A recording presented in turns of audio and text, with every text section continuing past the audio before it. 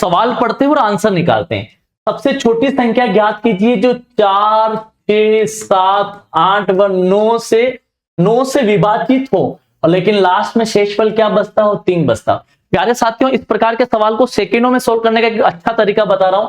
कभी भी किसी भी सवाल इनमें से सबसे विभाजित होगी लेकिन लास्ट में क्या आना चाहिए, शेषफल, रिमाइंडर 3 आना चाहिए। लेकिन मैं इनमें सबसे इंपॉर्टेंट जो है हमारी 9 को मैं पकड़ता। अच्छा, 9 का रूल क्या होता, थोड़ा 9 का रूल समझता हूं। जैसे मैं कहूं आप सभी को कि 12 में 9 का भाग देते हैं, फिर 13 में 9 का भाग देते हैं, फिर 14 में 9 का भाग देते हैं, फिर 15 में 9 का भाग देते हैं। अब साथियों बताओ, 9 का भाग यदि मैंने 12 में दिया तो कितना रिमाइंडर बचेगा? तो आप कहेंगे सर 3 रिमाइंडर यानी शेषफल बचेगा 3 बचेगा। अब मैंने कहा प्यारे साथियों, यदि 9 का भाग 14 में दिया, 13 में दिया, तो आप कहेंगे सर रिमाइंडर 4 बचेगा।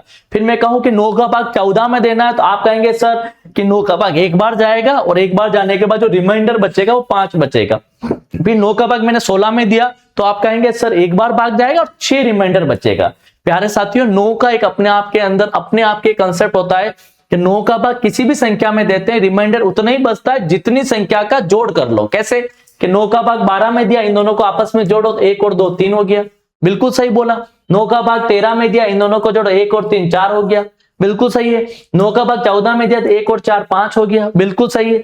9 का भाग 15 में दिया तो 1 और 5 6 हो गया, बिल्कुल साथियों। अब कुछ नहीं, 9 से हम आंसर निकाल लेंगे कि 9 का भाग तो जा रहा है लेकिन शेषफल कितना आ रहा है, 3। तो 9 का भाग इसमें देने पर शेषफल जो है इन सब का क्या होगा, जोड़ होगी।